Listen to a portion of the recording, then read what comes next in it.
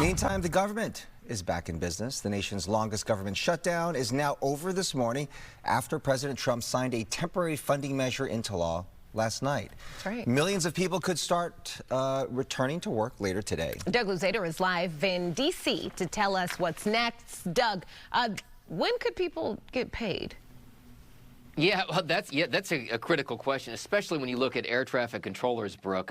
We're told that within 48 hours, some of those paychecks are supposed to go back, so the hope is a lot of those folks will return to the workplace. We'll see. This is, at its heart, though, a temporary funding deal, which means we may have to revisit a lot of this in January.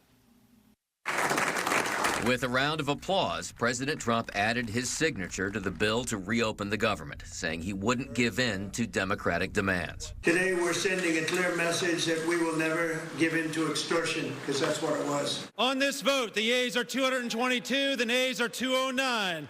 The bill is passed.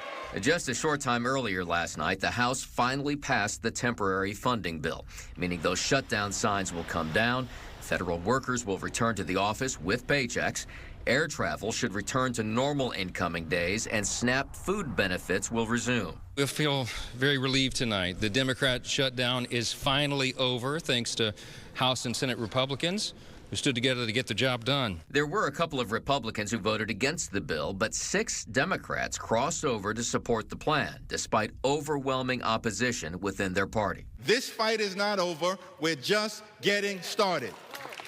The Democrats vowing to keep pushing for the extended Obamacare subsidies they had been holding out for. There will be a vote on that next month, and it could be an issue in next year's midterms, something the president also hit on. So I just want to tell the American people, you should not forget this when we come up to midterms and other things. Don't forget what they've done to our country. Okay, and as far as flight delays are concerned, because this is, of course, a big issue, the across-the-board reductions in flights started at 4% last week, was supposed to ramp up to 10% by Friday.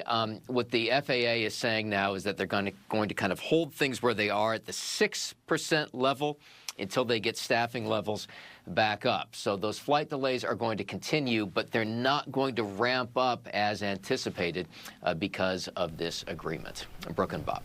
Let's hope they figure it out before the busy Thanksgiving travel period, that's the right? thing, right.